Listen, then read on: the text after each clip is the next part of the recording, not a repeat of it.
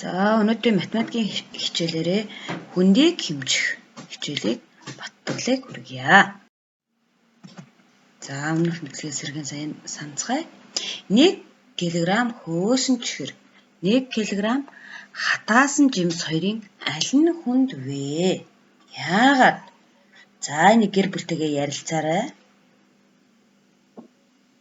За юу гэж бодож байна?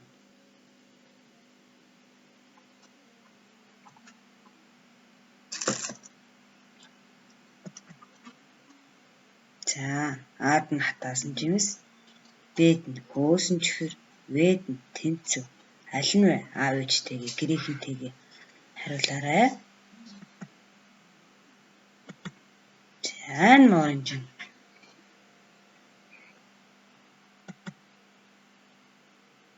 Энэ моор маань энтэй тэнцүү 2 кг-тай тэнцүү.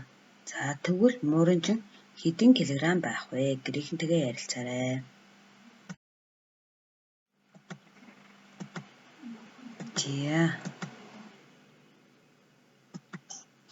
За энэ дээр зүйлс ер нь хэдэн килограмм жинтэй авах болоо хүмүүстээ ярилцаад гэртээ гэрийнхэнтэйгээ ярилцаж таамаглаарай. За энэ хэдэн грамм байх вэ? За эдгээр зүйлсийг юу вэ?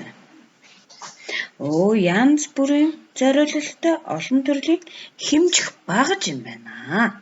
За энэ хэлүүдийг бид нэр тэгвэл хүндийг хэмжих багаж болгон ашиглах байна.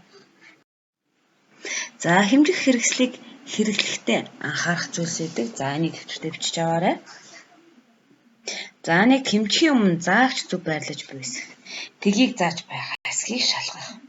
2 дугаарт хэмжээнээсээ хэтэрсэн хүн нэмийг хэмжихгүй байх. Хэмжих зүйлээ зөв байрлуулад зааж буй хуваарийг унших юм байна. За энийг бол тавган жинлүүр гэдэг байна. За энийг төвчтэй зурж. За өөртөө гэртээ за дэлгүүр явахдаа тийм ээ та нар элсэн чихэр гурил авдаг шүү дээ.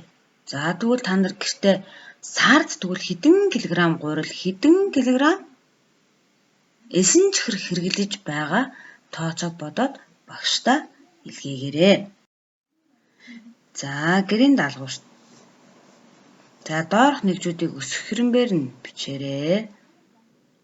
За гэр бүлийн гишүүдийнхээ биеийн жин үзэж буурах хэрэмбээр бичээрэй.